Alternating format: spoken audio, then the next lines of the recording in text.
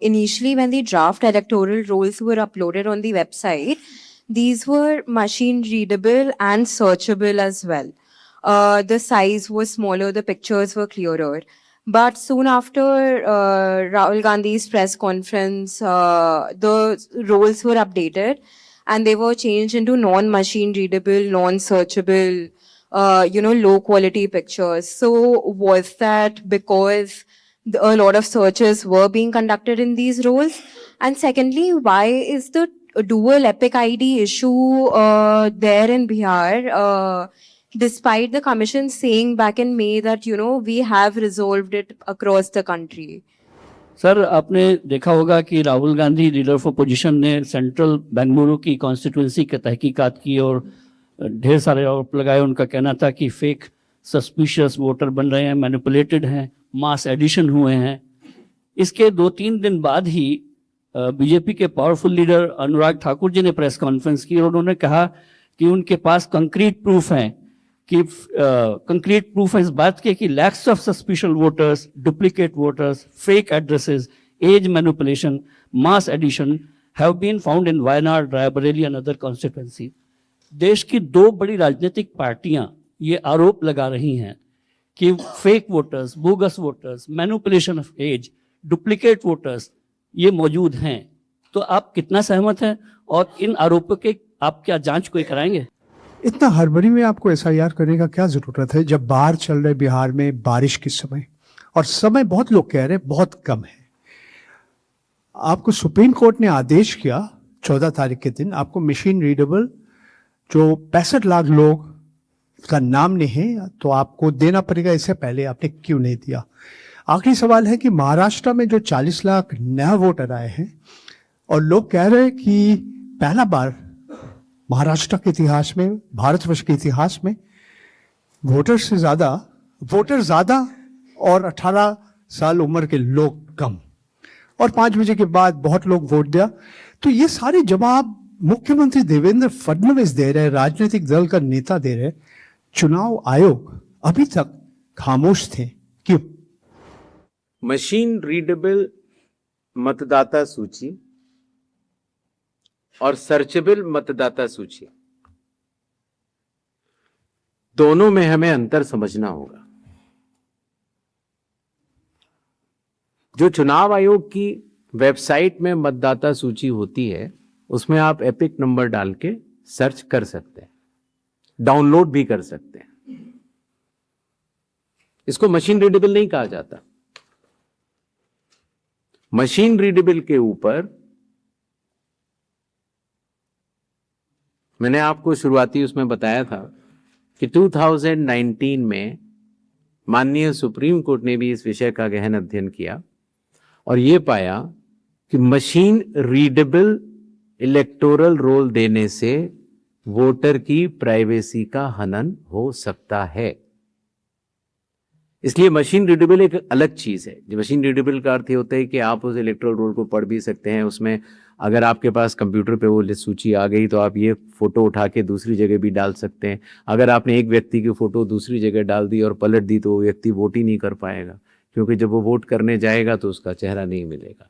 तो machine readable एक अलग चीज है, मशीन रीडेबल वर्जित है। तो उसको आप, ये चुनाव आयोग का अकेला फैसला नहीं है, ये चुनाव आयोग का फैसला माननीय सुप्रीम कोर्ट के जजमेंट के बाद है और 2019 से है। तो मशीन रीडेबल अलग चीज हो गई और एक लिस्ट को सर्च करना वो एक अलग विषय हो गया। जब आप एक लिस्ट को सर्च करते हैं तो उसमें एक सवाल यह आया था कि डुप्लीकेट एपिक की समस्या चुनाव आयोग ने जब पहले सॉल्व कर ली तो इस तरह के डुप्लीकेट एपिक दोबारा कैसे आए। डुप्लीकेट एपिक 2 तरीके से हो सकते हैं। एक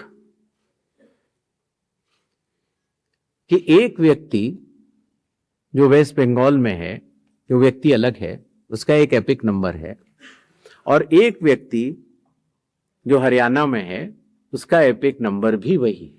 अर्थात एपिक नंबर 1 व्यक्ति 2। जब यह सवाल उठा लगभग मार्च 2025, जब हम लोगों ने उसके ऊपर चर्चा की और उसको हम लोगों ने पूरे देश भर में सुलझाया। लगभग ऐसे 3 लाख लोग मिले जिनकी एपिक संख्या 1 थी, तो उनकी एपिक संख्या बदल दी गई, जिससे एक ही एपिक से 2 लोग ना हो, एक ही नंबर के 2 लोग ना हो। दूसरी तरह की डुप्लीकेसी ऐसे आती है जब एक ही व्यक्ति का एक से ज्यादा जगह मतदाता सूची में नाम हो और उसका एपिक नंबर अलग हो, अर्थात व्यक्ति एक, एपिक अनेक। पहली वाली स्थिति यह थी, एपिक एक, व्यक्ति अनेक। तो एपिक एक, व्यक्ति अनेक की समस्या तो चुनाव आयोग ने पहले सुलझा ली, लेकिन जब यह विषय आया कि एक ही व्यक्ति और उसके कई एपिक्स हैं, तो कुछ केसेस में जब शिकायत आई तो हम लोगों ने तहकीकात की, तो यह समझ में आया कि जो व्यक्ति, जैसे मैंने आपको बताया था कि अगर वो गांव में रहता था तो वहां उसका एक जगह नाम था, फिर वो शहर में आया, फिर वो वहां से चलते चलते दिल्ली या बंबई पहुंच गया और उसने अपना पुराना नाम डिलीट नहीं कराया। पहले ये संभव नहीं था। 2003 से पहले नाम अगर आपको पुरानी जगह से कटवाना है तो कोई वेबसाइट नहीं थी इलेक्शन कमीशन की जिसमें एक ही जगह सारा डेटा हो। हर स्टेट की अलग अलग वेबसाइट थी। तो नतीजा, अगर आप पटना से चल के दिल्ली आ चुके हैं और आप पटना का वोट कटवाना चाह रहे थे तो आप एक पत्र लिख सकते हैं। अब उस पत्र के ऊपर कार्रवाई हुई, आपने सही जगह भेजा, नहीं भेजा और आपका वहां वोट नहीं कटा, आप दिल्ली आ चुके, आपका यहां नया मतदाता सूची में नाम आ गया, आपके पास एक नया एपिक नंबर है। तो 2003 से पहले चूंकि तकनीकी सुविधा अवेलेबल नहीं थी, तो इस तरह के बहुत लोग जो माइग्रेट कर करके अलग अलग जगह गए, उनके नाम कई जगह आ गए। फिर एक ये सवाल उठा कि फिर उसको आज की तारीख में तो वेबसाइट है, कंप्यूटर है, उसको आप सेलेक्ट करके हटा सकते हैं। लेकिन वही मैं बात आपको बताना चाह रहा था, चुनाव आयोग मतदाताओं के साथ चट्टान की तरह खड़ा होता है। अगर किसी के कहने से मैं आपका वोट काट दूं या किसी के कहने से मैं ये मानूं कि पीयूष जी के नाम के, अगर आपको अंदाजा न हो तो अगर पीयूष जी के नाम को अगर आप 100 करोड़ में सर्च करेंगे तो आपको हजारों लोग मिलेंगे। अब कौन से पीयूष जी का नाम काटा जाए, कौन से पीयूष जी 2 हैं ये? तो अगर इसको जल्दीबाजी में किया जाएगा तो किसी भी मतदाता का नाम गलत कट सकता है, आपकी जगह किसी और का कट जाए। इसलिए शायद पिछले 20 सालों में टेक्नोलॉजी तो थी, लेकिन टेक्नोलॉजी का उपयोग करके किसी का मतदाता सूची से नाम काटा जाए, ये गलत होगा। और इसीलिए चुनाव आयोग ने ऐसा नहीं किया। और इसकी या तो व्यक्ति खुद कर सकता है तो कोई आपत्ति नहीं है, और या फिर स्पेशल इंटेंसिव रिवीजन के जरिए जब ये एन्यूमरेशन फॉर्म बनेगा तो पीयूष पांडे जी के पास ही फॉर्म पहुंचेगा। अगर उनके पास दूसरा फॉर्म पहुंच जाएगा तो एक ही पे दस्तखत करेंगे और डुप्लीकेट वोट की समस्या का निदान हो जाएगा। एसआईआर में हड़बड़ी क्यों? यह भी एक भ्रम फैलाया जाता है। आप लोग मुझे बताएं कि चुनाव से पहले मतदाता सूची शुद्ध करनी चाहिए या चुनाव के बाद? चुनाव से पहले। और यह बात चुनाव आयोग नहीं कह रहा है, यह बात लोक प्रतिनिधित्व कानून कह रहा है कि हर चुनाव से पहले आपको मतदाता सूची शुद्ध करनी होगी। यह चुनाव आयोग का कानूनी दायित्व है। फिर यह बात आई कि 7 करोड़ से ज्यादा बिहार के मतदाताओं तक क्या चुनाव आयोग पहुंच पाएगा? हकीकत आपके सामने है। जब 24 जून से यह कार्रवाई शुरू हुई तो यह पूरी प्रक्रिया लगभग 20 जुलाई तक ही समाप्त हो गई। फिर यह बात आई कि साहब जुलाई में क्यों? उस समय मौसम अच्छा नहीं होता। तो आपकी जानकारी के लिए मैं बताना चाहता हूं कि बिहार में इसके पहले भी 2003 में SIR हुआ था और उसकी तारीख थी 14 जुलाई से 14 अगस्त, और तब भी सफलतापूर्वक हुआ था और इस बार भी सफलतापूर्वक सबके इन्यूमरेशन फॉर्म्स वापस आ गए। एक और सवाल पूछा गया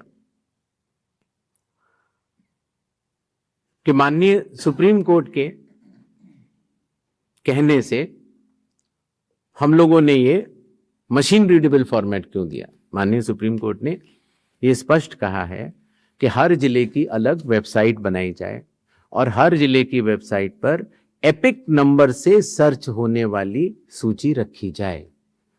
और आपको ये जानकर हर्ष होगा कि 56 घंटों के अंदर चुनाव आयोग ने उसका अनुपालन किया है और हर जिले की वेबसाइट की सूची आप सबको जो फोल्डर दिया गया है उसमें है, आप भी सर्च कर सकते हैं।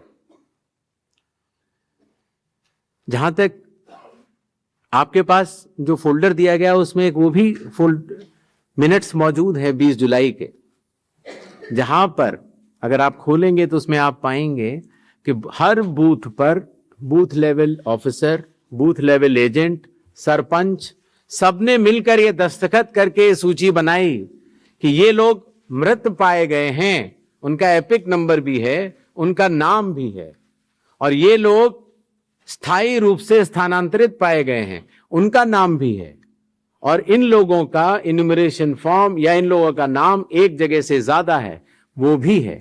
आप उस सूची को देखें तो ऐसा नहीं है कि चुनाव आयोग ने ये लिस्टें साझा नहीं की थी, लेकिन चूंकि इसका अंतिम निर्णय अभी ERO ने नहीं लिया था, इसीलिए ये सूचियां राजनीतिक दलों को दे दी गई थी। और कुल मिला के जिन लोगों के इन्यूमरेशन फॉर्म नहीं आए वो 1 अगस्त को जब ड्राफ्ट लिस्ट दी गई थी राजनीतिक पार्टियों को, वो भी दस्तावेज आपको दिए गए हैं जिसमें कि हर पॉलिटिकल पार्टी ने साइन करके ये लिस्ट ली है, जिसमें कहा है कि ये वाले नाम तो आ चुके हैं प्रारूप सूची में और ये वाले नाम नहीं आए। हर जिला प्रेसिडेंट ने उस लिस्ट को सत्यापित किया है 1 अगस्त को और अपने टेस्टिमोनियल्स भी दिए हैं। तो ये सूचना और भी लोगों तक पहुंचे, आप तक भी पहुंचे। चुनाव आयोग तो पारदर्शिता का स्वागत करता है और ये बहुत ही अच्छी बात है। शायद इससे अगर कुछ लोग जो छूट गए हों, अगर वो नाम दे पाए, तो चुनाव आयोग का तो नारा है हर पात्र मतदाता को सूची में लाना है और हर अपात्र मतदाता को सूची से हटाना है। तो उस उद्देश्य में ये हमारी मदद कर रहा है। अगर आपको हमारे चैनल की वीडियो पसंद आई हो तो उसे लाइक, शेयर और सब्सक्राइब करना न भूलें। वीडियो को अंत तक देखने के लिए आपका धन्यवाद।